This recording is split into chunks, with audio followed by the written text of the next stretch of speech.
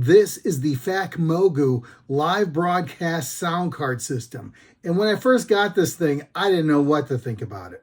I don't know if you happen to notice the subtle lighting effects on this, but you can turn them off, and you probably will, because these are blinding if you're actually trying to read the buttons. When I first started using this, I treated it like a standalone system. As you can see, there are two speakers in the front and two passive radiators in the back.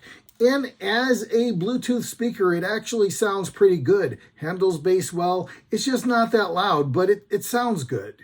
And while you can use this as a Bluetooth speaker, describing it as such really misses the mark.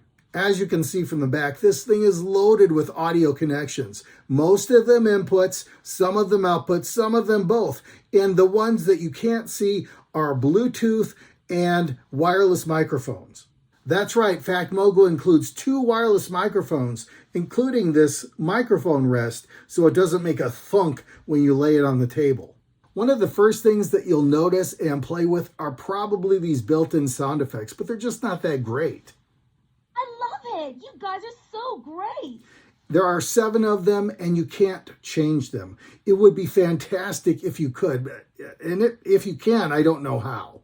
If you don't allow yourself to be distracted by the lighting or cheesy sound effects, this is actually quite a capable mixer. And while you can use this as a standalone mixer, the real strength comes from integrating this into a larger system. You can send the mixed audio output to a computer through this OTG connection. If you don't have OTG available, you can use this earphone jack to the microphone jack on your computer.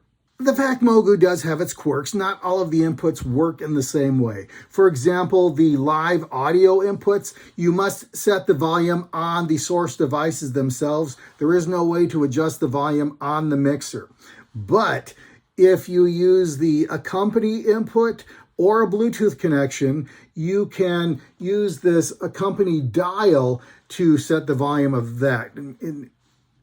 I know, it's kind of weird, but it works. If you are using this for karaoke, there is a reverb dial to add a little echo to your performance, and there is a separate microphone dial here.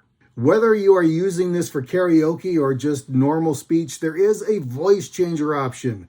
It does work. There are 4 modes, 2 deep voice and 2 higher pitched voice. I think it's fun to try. I don't know that I would use it much, but maybe you would. There is a button called Eliminate that attempts to remove vocal tracks from music, so you can use karaoke, I guess.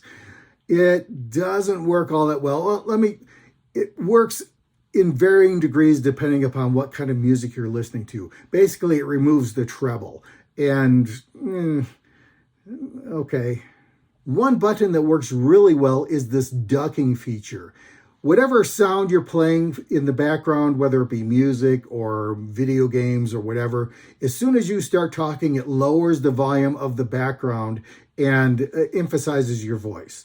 Works great. Some of these other buttons either didn't work or I didn't understand what they did and the instructions just weren't that helpful. And that's generally true. The manual isn't that great and you're kind of on your own to figure things out.